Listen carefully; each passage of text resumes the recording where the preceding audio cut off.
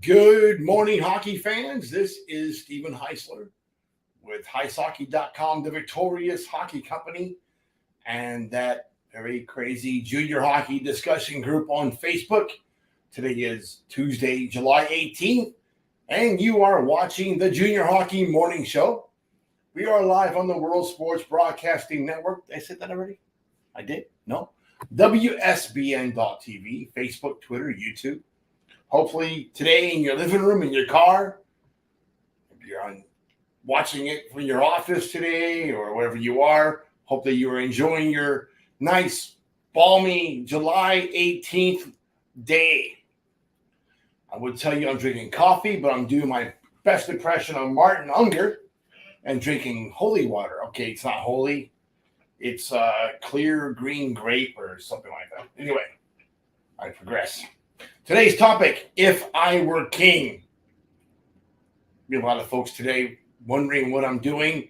Why is this so yellow in the background? Because it's really Monday night here in sunny Orlando, Florida. My great son, Tomas, has to go see the eye doctor in the morning, so he'll be unavailable.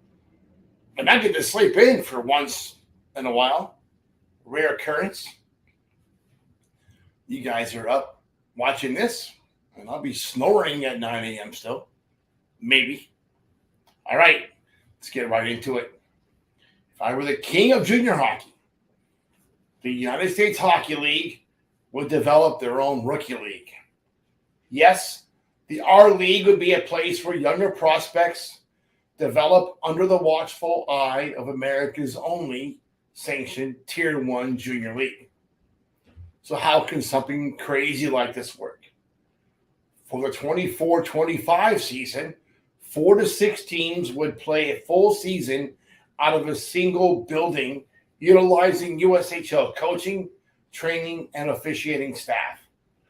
Teams will register as 18U House League to gain USA Hockey sanctioning. Will it be house-level hockey? Absolutely not. I think you'll see some of the best 17 and 18-year-olds in the country playing in this league, the ones who aren't in the USHL, giving them an alternative to what's currently out there at the AAA level. No, these teams will not be national bound. No, they won't be seeking any state championships. This will be a house league as far as USA Hockey is concerned. But those who know will know there's a big difference. Each team plays 2 games a week, probably on Tuesday and Thursday during the season. This gives the USHL club that has the rights to that roster the ability to call up players for weekend assignments. So that would mean team player is practicing during the week with his team, his R League team, and then the coach has an injury. He wants to see someone a little closer. He brings one of the kids into his USHL team for the weekend before a few days of practice, and then he goes back to his R League team afterwards for however long the coach might need him. The league could schedule additional games or host tournaments against other 18U teams from around the country since they are USA Hockey sanctioned. That might extend the season a little bit longer. Each team carries a maximum of 20 players. That would eliminate healthy scratches. Every game is professionally filmed and broadcast on the league's YouTube channel. Wow, that makes a lot of sense. Both live and archived games would be free to watch. This is a problem with AAA hockey right now as we see it. It's hard to get good video on these kids. Unless you're playing in one of the top 10 teams, the rest of the group is kind of hit and miss. Statistics are hit and miss. It's hard to find out what kids are actually doing. And the reason behind that is AAA coaches really don't want those kids getting exposure. Really don't want those paying customers to get other opportunities. And the USHL can cut that off at the tail and bring those kids in-house. So, what are the advantages for the players?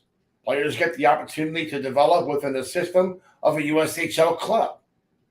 That means in season practices, in season games with that USHL team, a lot of possibilities.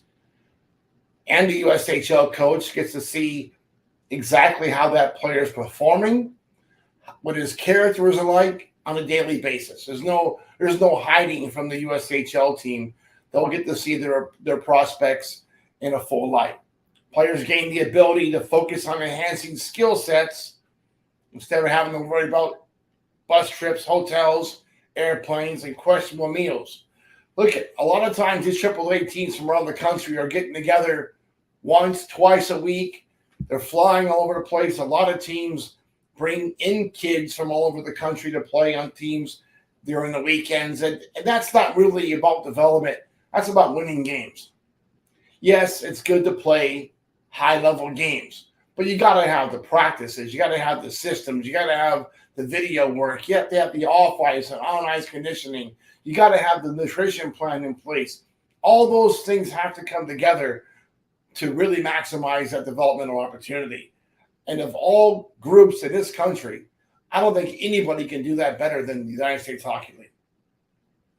Players are always the first choice of the parent USHL club when there is a need for a player at that position or role.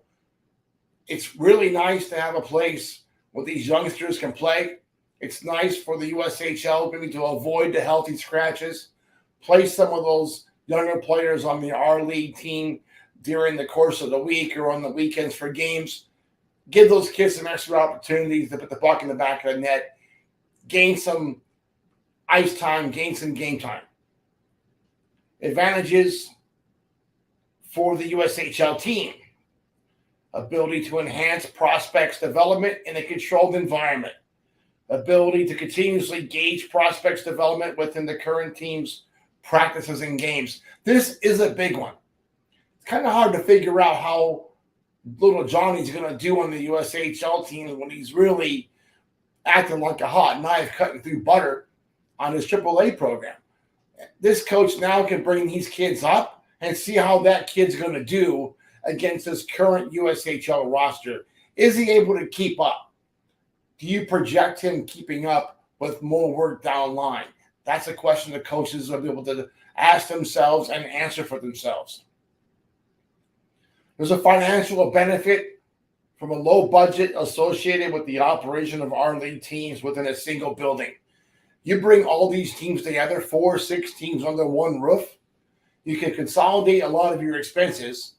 You eliminate all the travel cost, and you keep things isolated, keep things close by. And it's a very good way to lower the budgets. That's why this is essentially a house league budget with elite level players. The only additional cost is training staff and those things you want to be at a top USHL level.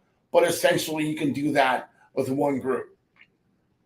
The key to the success of such an idea is for the USHL teams to provide more than just lip service when it comes to the development of the R League prospects. This is big. A number of years ago, the North American Hockey League kind of acquired the Central States Hockey League. And the whole concept and the whole belief was that the 3HL was going to be this model and with this place for NAHL prospects to develop. That never really materialized as written. More kids are coming out of the NAPHL and making it to the North American Hockey League, and that's not advantageous.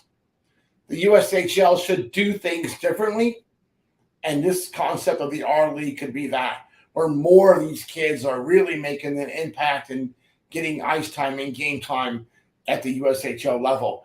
If not, they'll be in great shape for the North American Hockey League or the Canadian Junior Hockey League later on. This will really be the next step for the USHL's effort to leverage the brand and expertise into a revenue-generating model of development that serves the game. No player that plays in the R League is going to come out of there less of a hockey player than they went in. The idea behind this is to enhance development for the next stage in that player's career. That could be in the USHL or the NAHL or wherever they go, they're going to go in at one level and come out at another. The last bit of this, will the USHL and new president commissioner Glenn Heffron take a hard look at such a concept? If you're watching this, I'll let you in on a secret. I think they already have. That's it for today, folks. Hope that you enjoy your morning coffee or your water, Mr. Unger, and have a great